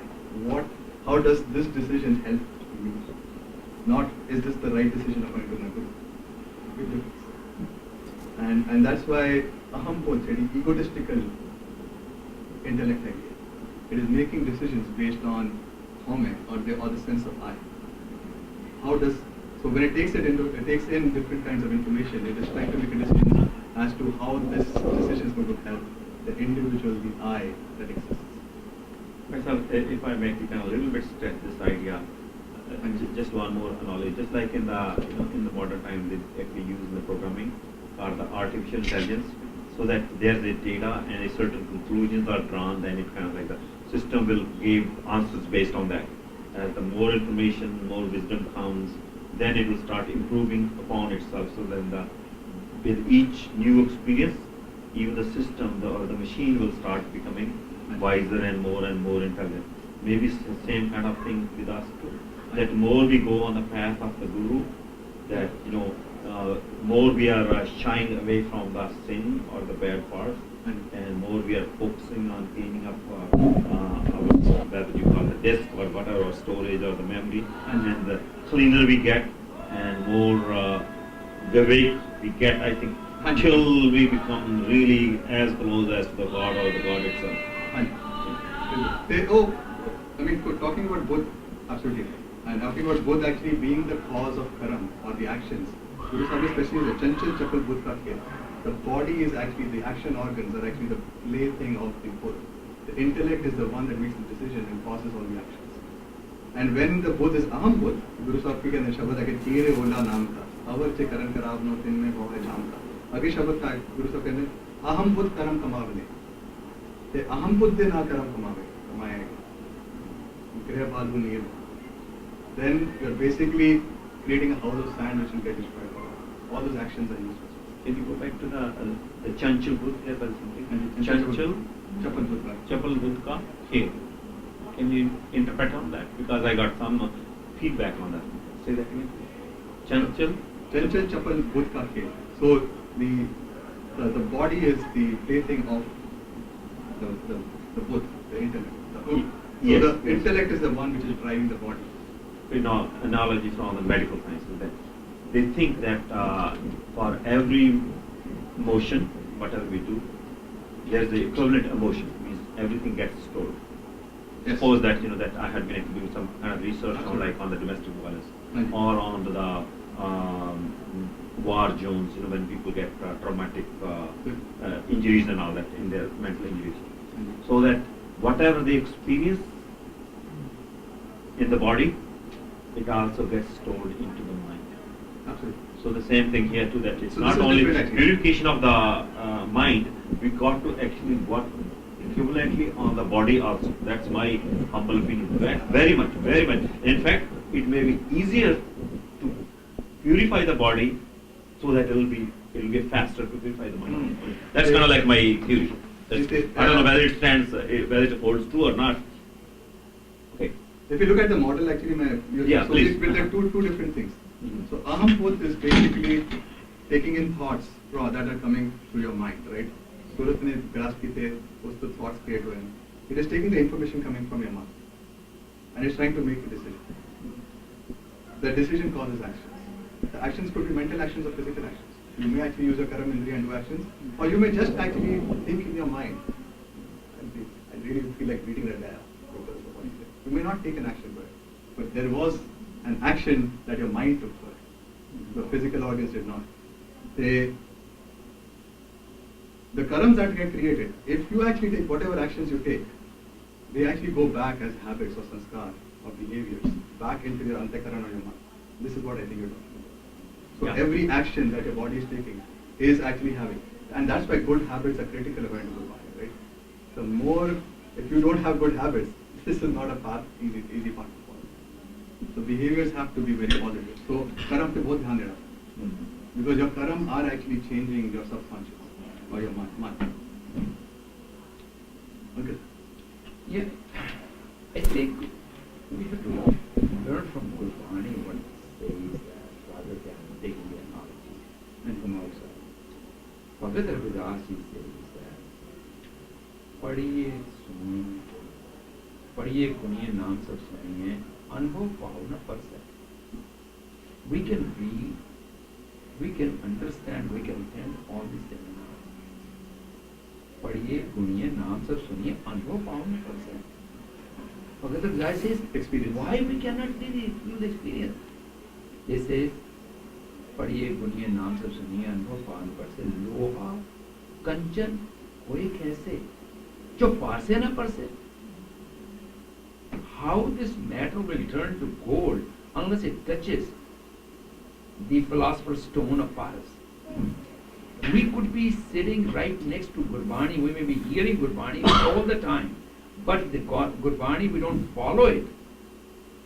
Then it Rahavtuk, it says, Sansay, Dev Sansay Gandha Chute. The shak, the doubts always remain in there, whether it's right or not. Sansay, देव संशय गांठ न छूटे. काम क्रोध लोभ माया मत मत्सर ये पंचों मिल लूटे. All the things ज्ञान जितना लेता है, all these you will lose them. Then he says whatever result in after studying all this, he says who will say Humbard Cup, I am a big poet. Humbard Cup, Uleen, I am a big good family. हम बड़कप कुलीन हम पंडित I am so knowledgeable. I can show you how much I can really interpret this thing. हम बटकब कुलीन हम पंडित हम जोगी सन्यासी ज्ञानी गुनी सूरम दाते ए बुद्ध कभे न नासी एक ये अहंकार एक कदी नाश नहीं होगी कह रविदास सभे नहीं समझत भूल परे जैसे बोरे मोहे नाम आधार ते बाकी कहते this is the only way once you make the foundation of Gurbani as your life, it will not go away. Ahambud will not go away. Going back to Gurbani and now. And Brahmjani Saraf Satchadar. Brahmjani Ahambud Jagat. So that has to go away. At that level, it does go. The Ahambud goes away.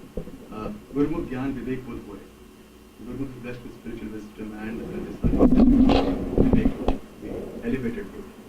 हर गुण गावे हृदय हाथ विवेक को सब जग में निर्मल विचर विचर रस पीजे गुरु प्रसाद सदारत पाया सदगुर को Ahmad keep your mind so this is the Ahambud has to basically get replaced with Gurbudh or Vivek. That is, and all of these things, each of these parts of the mind are actually sculpted, changed only with the Naam is the main thing. Sadguru ki Bakshish, Guru Prasad and Naam. They are the two major concepts that are actually applied. And this is, the Saram Khand is a stage. The Tithai Ghariye Surat Mat Manbud. Tithai is Saram Khand. Saram Khand is a stage at which this happens. This is where you're putting the effort to actually convert all of these aspects of your mind to the higher elevated state. And if you actually look at of course, this looks like a black and white. It doesn't go from black to white. It goes through many shades of grey between. So I think these two models that I'm showing over at this point are essentially taking how things are in the absence of a guru. The Gyan Indriya are basically taking information from outside. The Surat is basically externally focused. It doesn't even know that there is this concept of Naam and meditation that needs to be done. So the Surat is focused externally. Or it is focused on your both trying to do cleverness and calculations. But a man which Sanchal man hai, Vikara na bhaya hai. The Antakaran has Janam Janam ki mail lagi, Kala hua se. This is the state of the Chanchal. And this is the man that is actually feeding information to the Buddh. Constantly thoughts are there. The thoughts are not going to be good thoughts because they are being emanated from Home and Vichaar and the bad Janam Janam ki mail, man ko mail lagi. The thoughts that are being generated are not good thoughts. The Surat is not focused on Naam. The Mat is Manmat, created without the blessing of a Guru, created our own philosophy of life, and which does not make sense. The Guru Sahib ne kiya ki wo hathi is like a drunken elephant. It's useless. And the Ahambud, the Buddha is making decisions not based on what the Guru wants, but based on the sense of I. Ahambud. And then of course, Usnal, with that feedback loop, you have all these actions that you are making. These actions are actually also not good actions, which are further going back into your subconscious and making more and more layers of dirt on top of it. And this cycle is broken only when you get the blessing of the Guru. And he blesses you enough. Could you repeat what was said to be a drunken elephant? So drunken elephant is Man ki mat madakal, which is the manmat, or bad knowledge, or knowledge based on without a guru, knowledge based on my understanding of my mind, the philosophy that I create without in the absence of a guru. And with Guru's blessing and with a lot of Naam Simran, which is the stage of Saram Khand, you come on the other side, where your Gyan Indriya are now focusing more internally on Naam, on superconscious. Home and Vichaar have been replaced by Naam in the mind, because they both cannot exist in the same place, don't at the same time. So if the Naam sirf Naam hai, at the end of, this is the, again there's a lot of grey in the middle, there's a big path, but at the end on the other side, the Antakaran has been Shuddh ho gaya. Knowledge is Gurmat, because you've basically been completely cleansed. Your man bhi mat has been cleansed and replaced by Guru. Both your intellect has now become vivekful. And now the actions that you take, that a Saram Indriya is taking, are very, very different. With the same external influence. But the same situation, if it happens externally, after this person whose mind has been sculpted at this level, he will react extremely differently to the same thing that is happening externally. His actions will be very different. पहले गुस्सा आ जाता सीधा, पुण्य। पहले वो गलत चीज देखे विकार आ जाता सीधा, पुण्य। That is the step that will change. Guru Sahib saying, Tithai Ghariye Surat, man. Any questions? Wonderful. I need copies of the slides. Anji? Can I get copy of the slides or just send it? Sure. Email. Anji, मैं सीखने to. I put them on the website to on video. ठीक है. You can also send it out. I can send it out and scan it right now. Okay. I'll send it to you to the disseminator. Vichaar, you are very blessed. Thank you very much. We really appreciate all the wisdom that you have shared. You have awakened our sleeping mind. In fact, in the entire Shri Guru Granth Sahib, the most sacred text of the entire universe, we can say, in the globe at least. On all the 430 pages of the sacred pages of Guru Granth Sahib, there is not even a panna without that wisdom. There is not even a stanza without that wisdom. Ke Paramatma na siman karo, naam siman karo. But sada pantala hari thoni thonega. Please kindly bring some practical tips how we can, engage our this, egoistic mind in that path of doing the simran. Ki udi tarteeb hai, ki uda tarika hai कि अस्सी भी जड़ा ना कोस मार्ग देते so that we actually do start walking steadily and continuously, because no question it's a very very valuable path. In fact, there's no other path. That's what is today's conclusion, at least this seminar. But what practical steps we can do? If anyone, either you or if anyone else can take up that seminar or class, that would be perfect. That would be very useful. I'll leave it on Hilti to decide who will take the class. I'm not sure if I'm the right person. Please do ask for me that I can follow it. And I want to thank you that we are blessed to have you in our class. Right. Really, We are blessed to have you. really. Betaji, you have done a lot on Always this. we should do Kadi some kya si tusi is bare, par you have done a lot for this. Thank you very much. So now you are initiated, Now you are Second that. I'll second that. Thank you, Mali. Thank you, Mali. Very good. Very good. Excellent presentation. Very good.